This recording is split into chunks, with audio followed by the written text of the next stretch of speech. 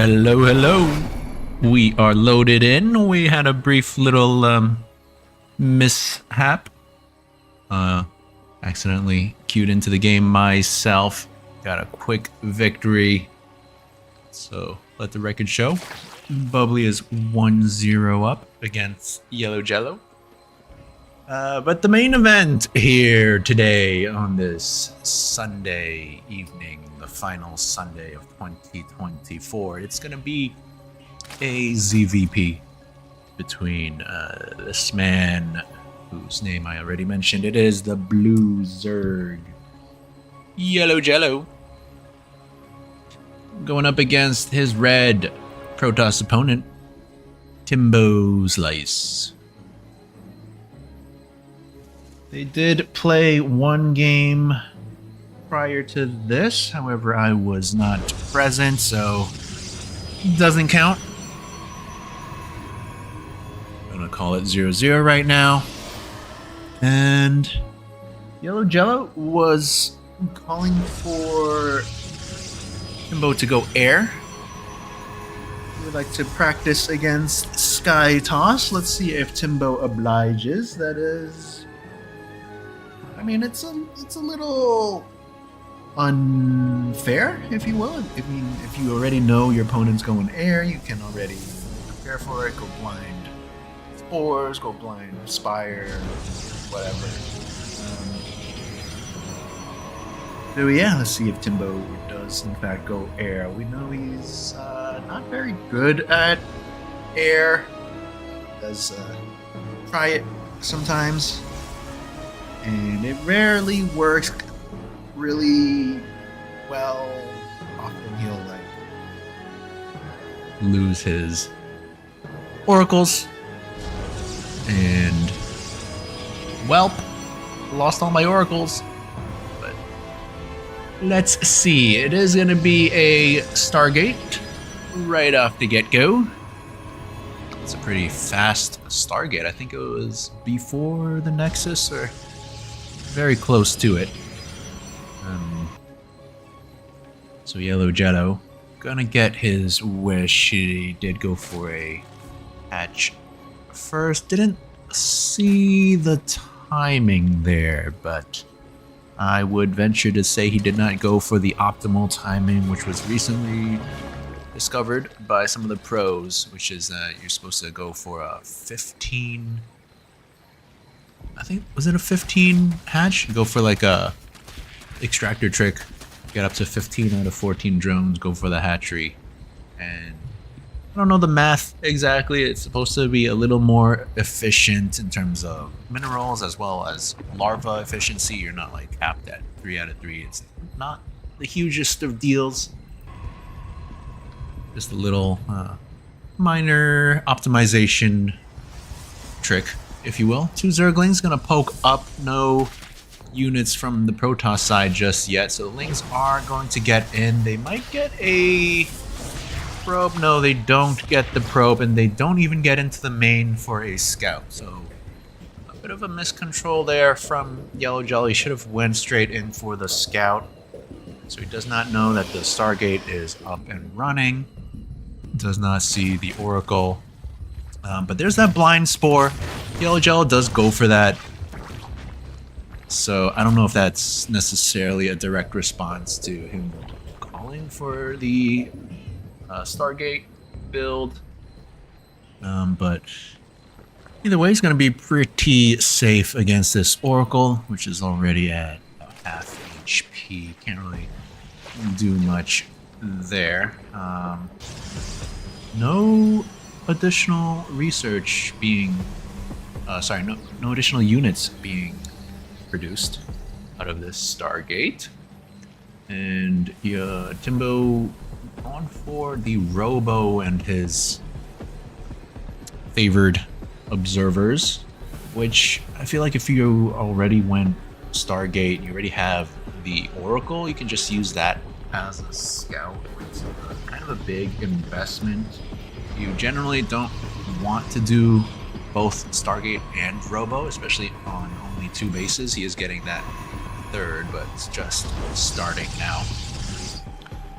Third already planted on location for yellow jello. Here comes the Overlord floating in for a scout. Shouldn't really see anything too surprising. He already saw the Oracle, so the Stargate is whatever. But does see that Void Ray pop out. That is something.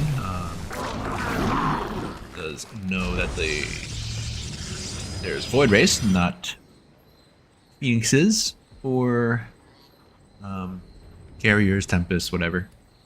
Second Stargate going down, so it is a pretty committed air composition from Timbo Slice. He is also getting shield upgrades because that is the one forge upgrade that does in fact apply to air units. Just poking around with this Void Ray, and what is happening? Oh my god, he's just throwing it away. Okay, what? Hello?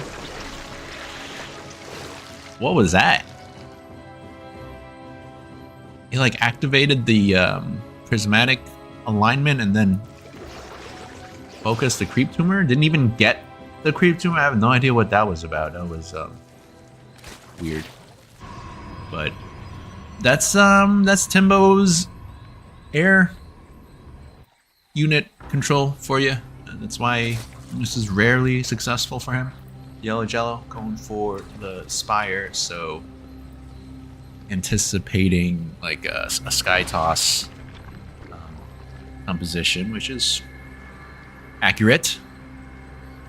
You generally don't want Corruptors against Void Rays, however, you do want Corruptors against Carriers, Tempests, Mothership. Third Stargate completing, and he wasn't even utilizing his first two, so I don't understand.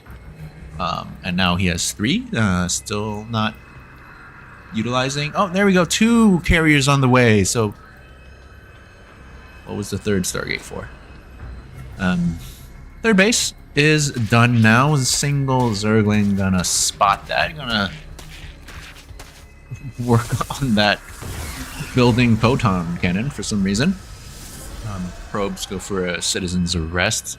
Surround that Zergling.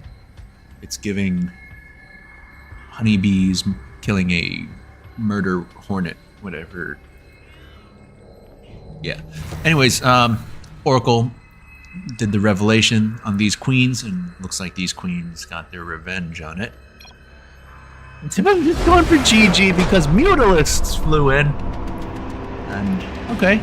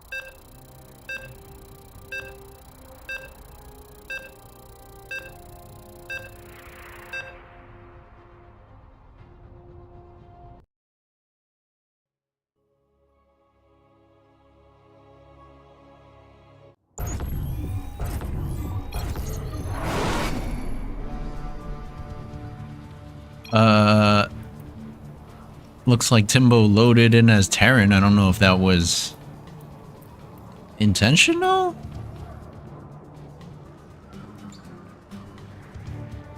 I mean, he's